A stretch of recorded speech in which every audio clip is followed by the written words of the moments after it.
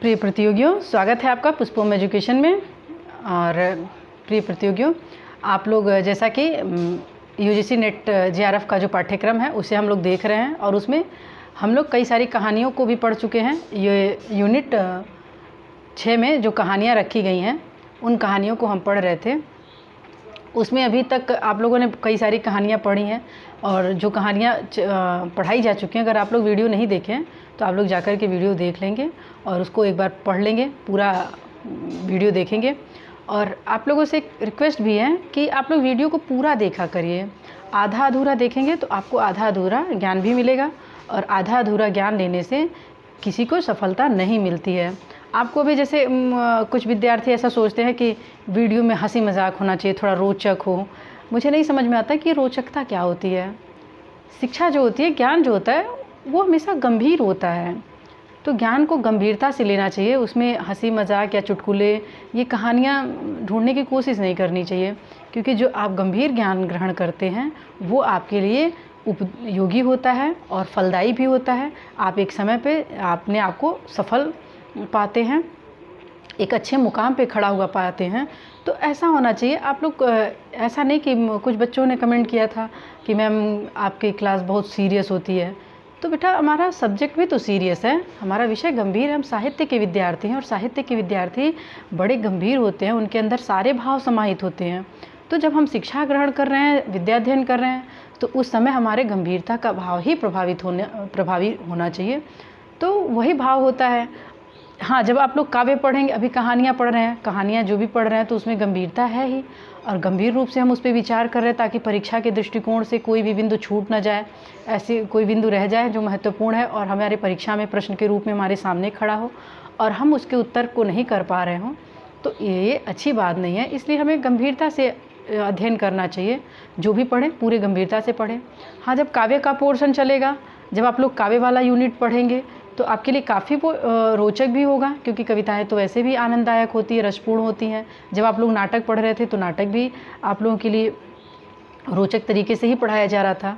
अब जो गंभीर मुद्दे हैं, जो गंभीर पाठ हैं, गंभीर यूनिट्स हैं, उन इकाइयों में आपको रोचकता नहीं ढूंढनी चाहिए या हास्य नहीं ढूंढना चाहिए, क्योंकि रोचक तो है, कक्षा तो रोचक ही है। क्योंकि अगर आप का उद्देश्य ज्ञान प्राप्त करना है तो ज्ञान आपको सदैव रोचक ही लगेगा, वह रुचिकर होगा। लेकिन जब आपको ज्ञान लेना ही नहीं, आपको मजाक ढूंढना है, उसमें हंसगुल्ले ढूंढना है, कॉमेडी ढूंढनी है, तो आपको कक्षा रोचक नहीं लगेगी, क्योंकि आप गंभीर नहीं हैं अपने तैयारी को लेके। जो भी विद्यार्थी अपने तैयारी को लेके गंभीर होते हैं वो उनको काफ़ी कक्षा रोचक भी लगती है और वीडियो को पूरा भी देखते हैं। हमारे अन्य जो विद्यार्थी हैं, ऑफलाइन या ऑनलाइन के पेड वाले, सभी गंभीरतापूर्वक क्लास को पूरा कंप्लीट देखते हैं। जब चीज़ें फ्री में मिलती हैं तो लोगों को उसकी कीमत नहीं समझ में आती है। ये भी होता है, रीजन होता है। उस रीजन को आपको समझना चाहिए कि हमें अगर कक्षा अच्छी नहीं लग रही है, हम पूरा वीडियो नहीं देख रहे हैं, 1 मिनट चला के 2 मिनट चला के हम छोड़ दे रहे हैं, तो कहीं ना कहीं हमारे अंदर कमी है कि हम गंभीर नहीं हैं अपनी शिक्षा को लेके, अपनी तैयारी को लेकर के।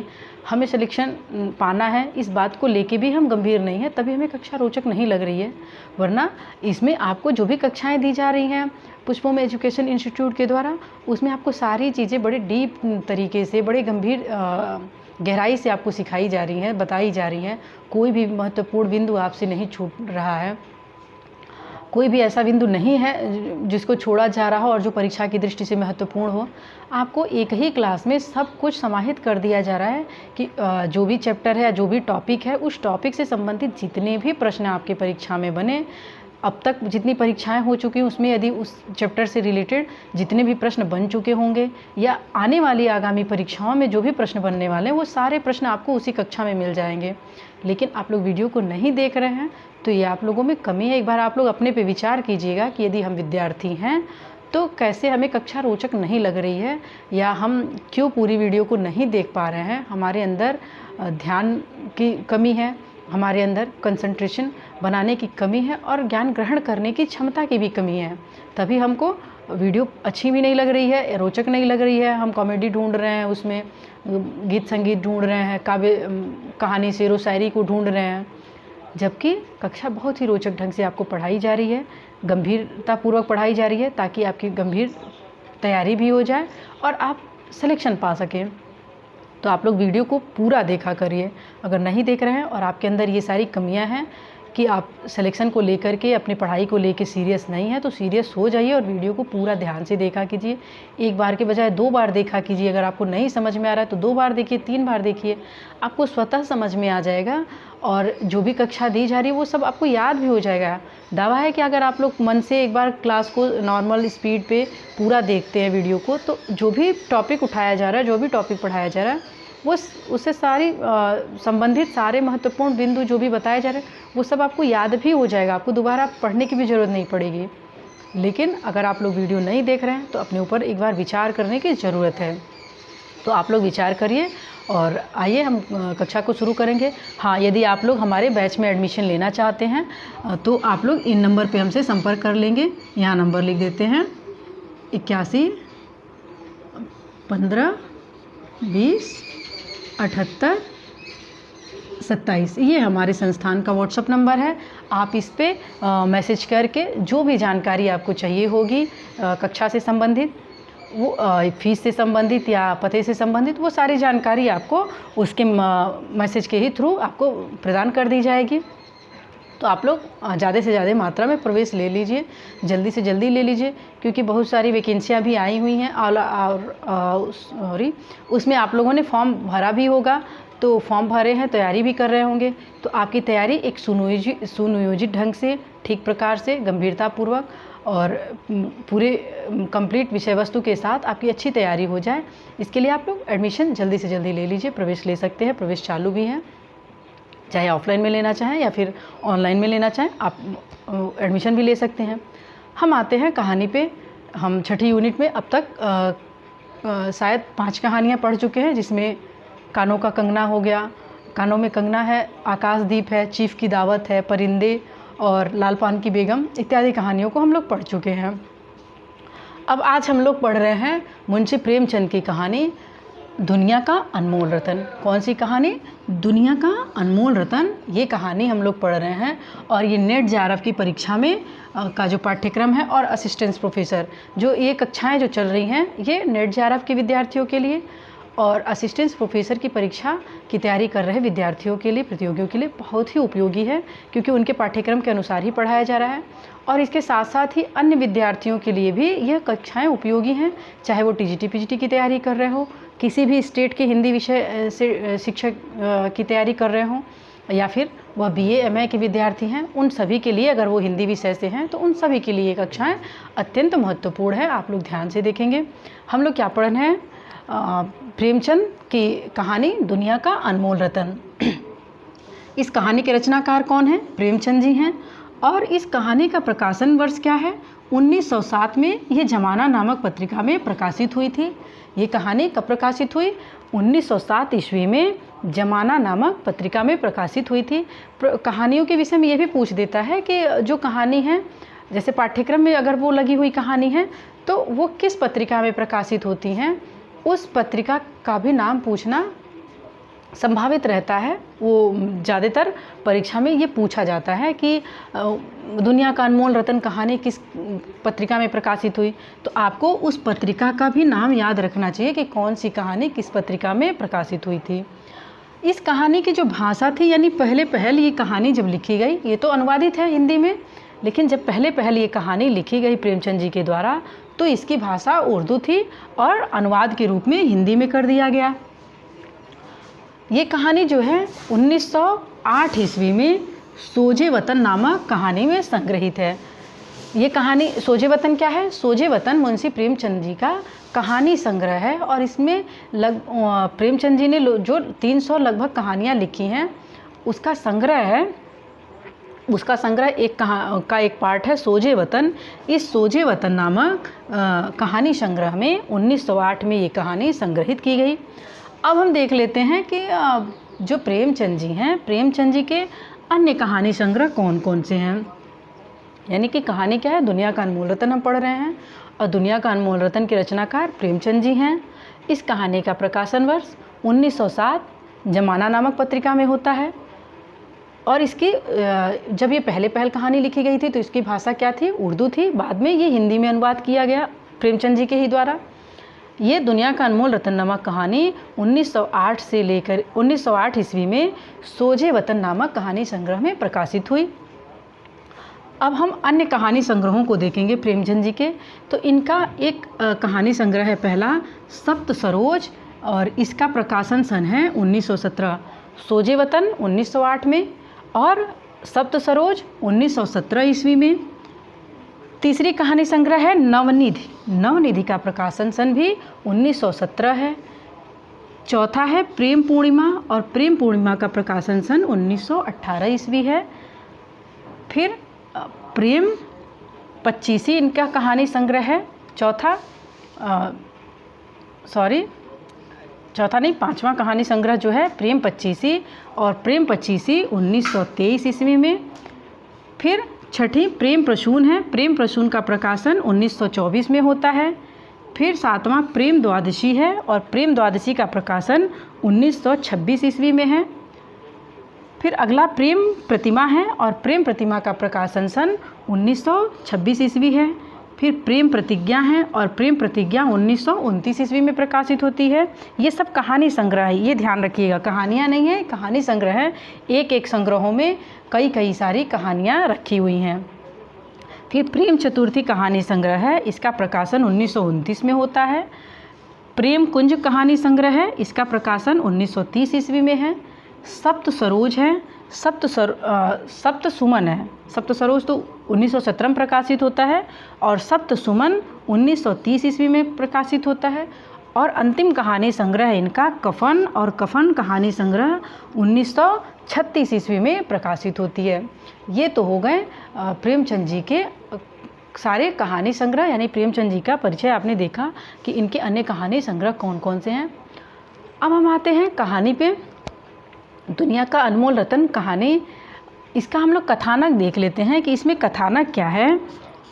दुनिया का अनमोल रतन कहानी का कथानक क्या है। कथानक इसमें ये है कि दो पात्र हैं, नायक है एक और एक नायिका है। इसमें दो ही पात्रों का नाम आया है इस पूरी कहानी में, बाकी किसी पात्र का नाम इसमें नहीं दिया हुआ है। तो जो मुख्य पात्र हैं दिल फरेब है और दिल फिगार है। दिल फरेब कौन है? जो दिल फिगार है, ये दिल फिगार नायक है, और दिल फरेब कौन है? दिल फरेब नायिका है। यानी कि दोनों के नाम में दिल लगा हुआ है, थोड़ा कन्फ्यूजन भी हो सकता है नायक नायिका में, इसलिए आप इसको स्पष्ट कर लेंगे। इसका कथानक क्या है कि दिल फिगार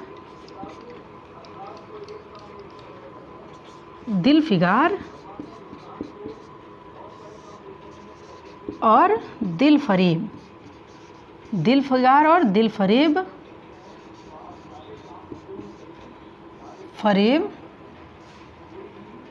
के प्रेम को आधार बनाकर राष्ट्रीयता का चित्रण करना। प्रेम को आधार बनाकर राष्ट्रीयता का चित्रण करना, ये इस कहानी का कथानक है। यही इसका उद्देश्य भी है।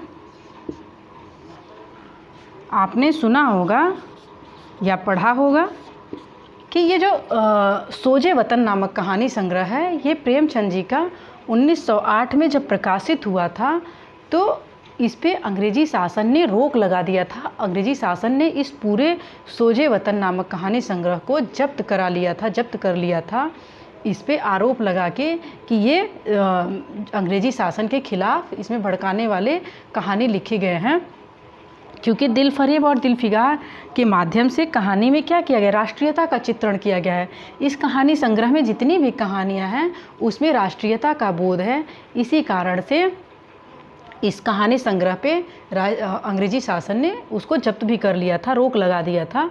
तो ये भी पूछता है कि कौन प्रेमचंद जी की कौन सी ऐसी कहानी संग्रह है जिसको अंग्रेजी शासन ने जब्त कर लिया था और कब प्रकाशित हुई? तो सोजे वतन 1908 ईस्वी में आप लोग ध्यान रखेंगे। अब हम कहानी पे आते हैं कि कहानी का कथानक क्या है कि दिल फिगार और दिल फरेब के प्रेम को आधार बनाकर राष्ट्रीयता का चित्रण करना। अब हम कहानी के सारांश को देखेंगे कि सारांश क्या है, यानी कि कहानी आपको सुननी चाहिए। अगर आपने कहानी को पढ़ा है, बहुत अच्छी कहानी, आप लोग अगर अवसर मिले तो आप लोग ज़रूर पढ़िएगा। लेकिन परीक्षा की दृष्टि से मैं आपको उसका सारांश सुना देती हूँ कि जो कहानी है, कहानी में क्या वर्णित है कि कहानी का नायक कौन है, दिलफिगार है, और दिलफरेब कौन है, कहानी की नायिका।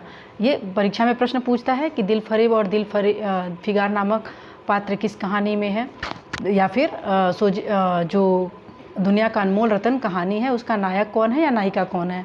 तो आप याद रखेंगे कि दिलफिगार जो है वो नायक है और दिलफरेब कौन है, नायिका है। दिलफिगार जो है वो दिलफरेब से बेपनाह मोहब्बत करता है। इस कहानी में कथानक क्या है कि एक तो राष्ट्रीयता को आधार बनाया गया है, इन्हीं के दिलफिगार और दिलफरेब के प्रेम के माध्यम को आधार बना के। जो दिलफिगार है दिलफरेब से बेपनाह मोहब्बत करता है और उससे वह विवाह करना चाहता है, यानी कि शादी करना चाहता है। लेकिन जो नायिका दिलफरेब है वो दिलफिगार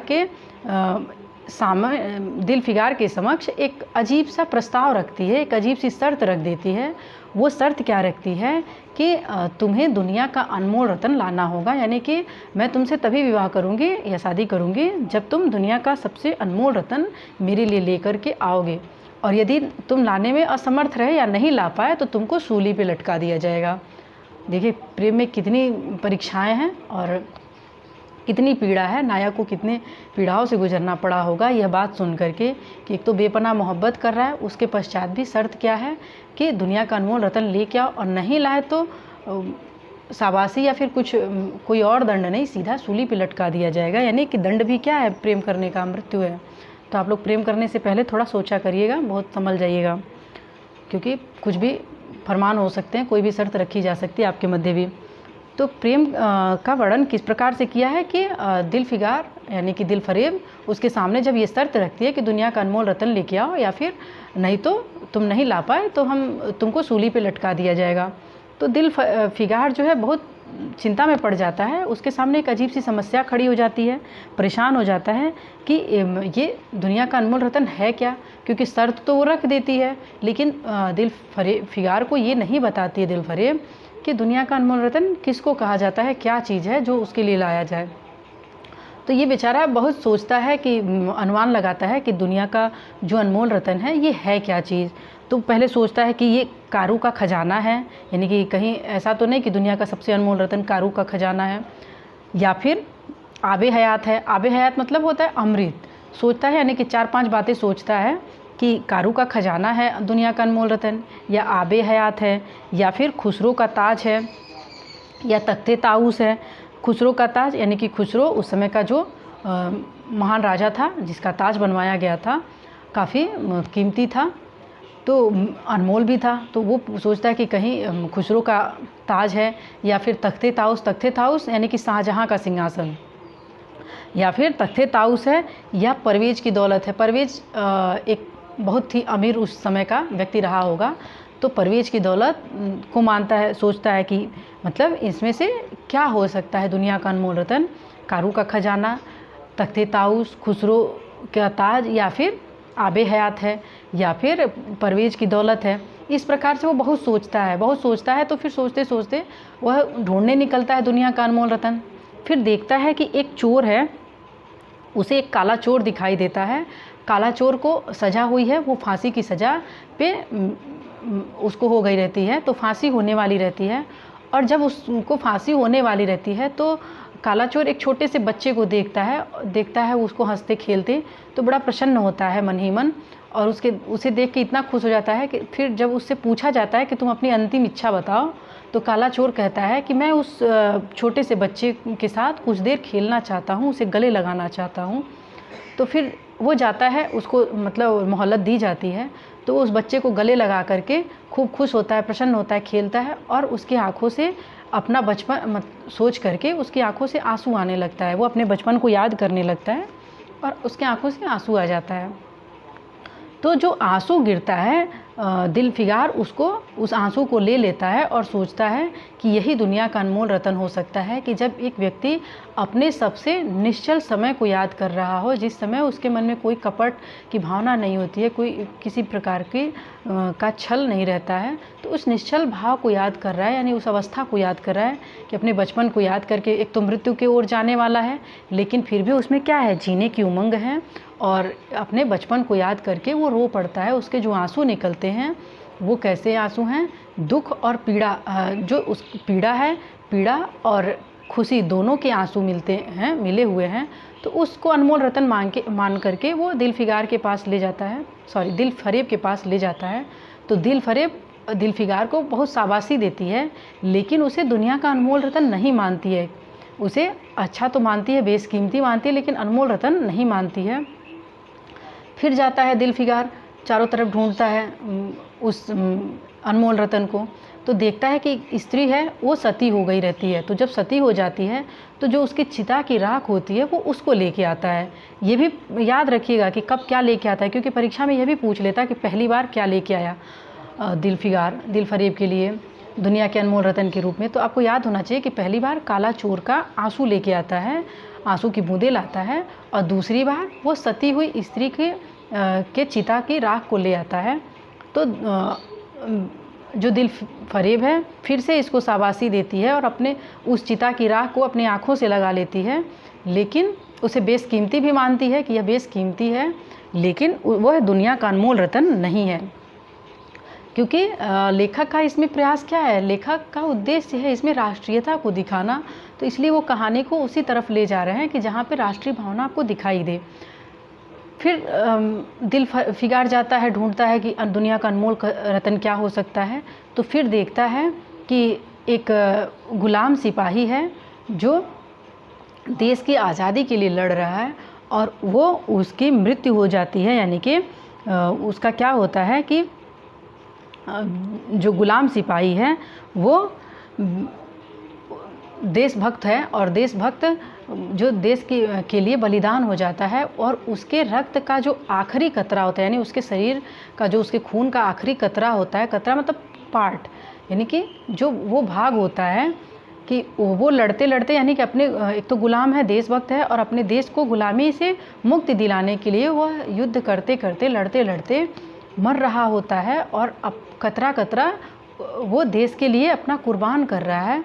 तो वो जो उसका आखिरी कतरा बचता है, यानी कि आखिरी सांस तक वो लड़ता है, और उस आखिरी सांस तक लड़ते लड़ते जो उसके शरीर का या उसके खून का जो सबसे अंतिम भाग बचता है, उस अंतिम भाग को दिल फरेब लेके आता है, दिल फिगार लेके आता है दिल फरेब के पास और उसे देता है।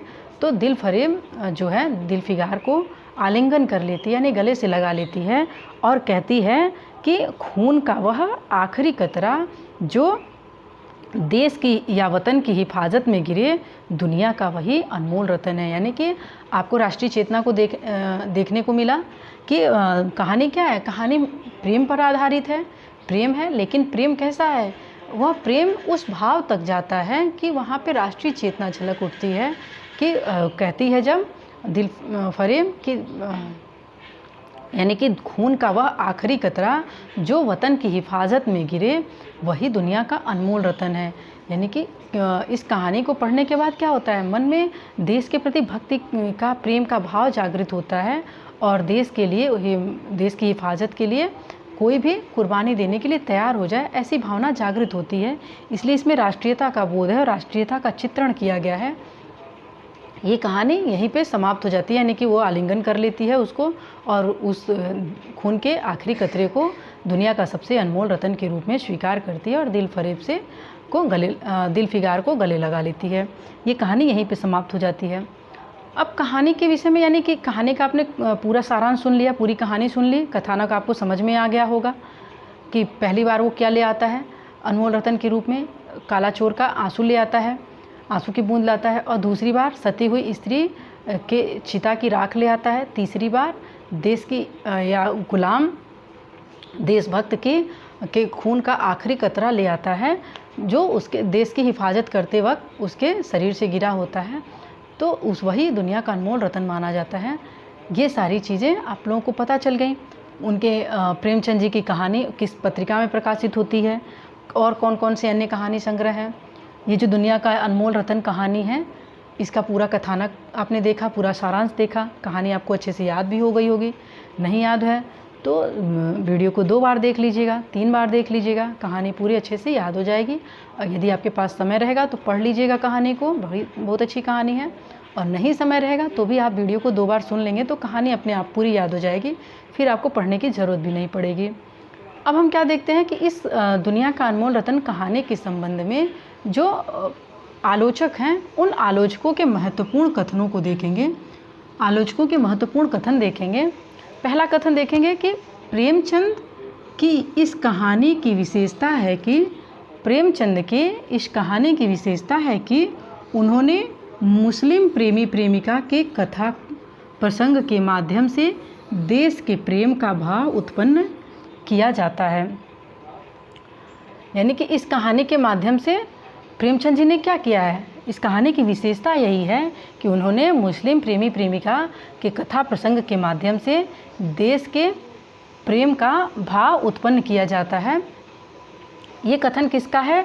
कमल किशोर गोयनका का है। परीक्षा में यही से ही पूछेगा कि ये कथन दे देगा और पूछेगा यह कथन किसका है, 4 आलोचकों के नाम दे देगा। आपको अगर आपने पढ़ा होगा तभी आपको याद रहेगा और आप इस प्रश्न को कर पाएंगे कि ये कथन किसका है कि प्रेमचंद की इस कहानी की विशेषता है कि इस कहानी के माध्यम से मुस्लिम प्रेमी प्रेमिका की कथा को आधार बनाकर या कथा प्रसंग के माध्यम से देश के प्रेम का भाव उत्पन्न किया जाता है। ये कथन कमल किशोर गोयनका का है। दूसरा कथन देखेंगे कि दुनिया का अनमोल रतन कहानी कला की दृष्टि से, दुनिया का अनमोल रतन कहानी कला की दृष्टि से साधारण कहानी है। कैसी कहानी है? कहानी कला की दृष्टि से कहानी साधारण है, किंतु इसका कथ्य गंभीर है और यह कहानी अरेबियन नाइट्स से प्रभावित है। अरेबियन नाइट्स एक कहानी है जिससे ये प्रभावित कहानी है। ये कथन किसका है? ये निर्मल वर्मा जी का कथन है। डॉक्टर निर्मल वर्मा ने इस कहानी के संदर्भ में क्या कहा है कि दुनिया का अनमोल रतन कहानी कला की दृष्टि से देखा जाए तो साधारण सी कहानी है, किंतु कथ्य की दृष्टि से यह गंभीर कहानी है, क्योंकि इसमें देश प्रेम की और देश की हिफाजत की, राष्ट्रीयता की बात की गई है। इसलिए कहानी का कथन क्या है, कथानक जो है वो गंभीर है और यह कहानी अरेबियन नाइट्स से प्रभावित है। ये प्रश्न अलग से भी पूछ लेता है कि प्रेमचंद जी की कहानी, कौन सी कहानी अरेबियन नाइट्स से प्रभावित है। तो आप याद रखेंगे कि दुनिया का अनमोल रतन, या प्रश्न ऐसे भी घुमा करके पूछ सकता है कि दुनिया का अनमोल रतन नामक कहानी किस कहानी पर आधारित है। तो आपको याद होना चाहिए कि अरेबियन नाइट्स से प्रभावित कहानी है। तो ये हो गया इस कहानी के विषय में संपूर्ण जानकारी। आपने रचनाकार के विषय में देखा, कहानी के कथानक के विषय में देखा और रचनाकार के अन्य कहानी संग्रहों के बारे में आपने पढ़ा। कहानी किस पत्रिका में प्रकाशित होती है, किस कहानी संग्रह में संग्रहित है, ये सब कुछ देखा। और कहानी का आपने पूरी कहानी को सुना, उसके संदर्भ को सुना, उसके सारांश को समझा और कहानी के संबंध में आलोचकों के जो महत्वपूर्ण कथन हैं उसको भी आपने देखा। तो इस प्रकार से ये कहानी यहीं पे समाप्त होती है और इस कहानी को अब आपको कहीं और पढ़ने की ज़रूरत नहीं पड़ेगी, क्योंकि इस कहानी के विषय में संपूर्ण जानकारी आपको इसी एक ही कक्षा में प्रदान कर दी गई है। तो आप लोग वीडियो को पूरा देखा कीजिए और अगर आपको कक्षा अच्छी नहीं लग रही है, आप वीडियो को पूरा नहीं देख पा रहे हैं, तो एक बार अपने आप पे अध्ययन करिएगा, अपने आप पे विचार कीजिएगा कि आपको कक्षा क्यों नहीं अच्छी लग रही। क्योंकि कहानी जो भी कक्षाएं दी जा रही हैं उसमें जानकारी तो आपको सबसे महत्वपूर्ण और गंभीर रूप से दी जा रही हैं, पूरे गहराई के साथ दी जा रही हैं। इतनी डीप कक्षा आपको मिलने के बावजूद आप वीडियो को पूरा नहीं देख पा रहे हैं, तो आप अपने ऊपर विचार ज़रूर कीजिएगा और कमेंट के माध्यम से हमें ज़रूर बताइएगा कि आपको ऐसा क्या है कि आप पूरी कहानी को या फिर कोई भी कक्षा पूरा नहीं देख पा रहे हैं, 2 मिनट 3 मिनट चला करके क्यों छोड़ दे रहे हैं, आपको कक्षा पूरी ले क्यों नहीं पा रहे हैं। तो इसका रीज़न क्या है ये आप लोग ज़रूर उसमें लिखिएगा। आज के लिए इतना ही, धन्यवाद।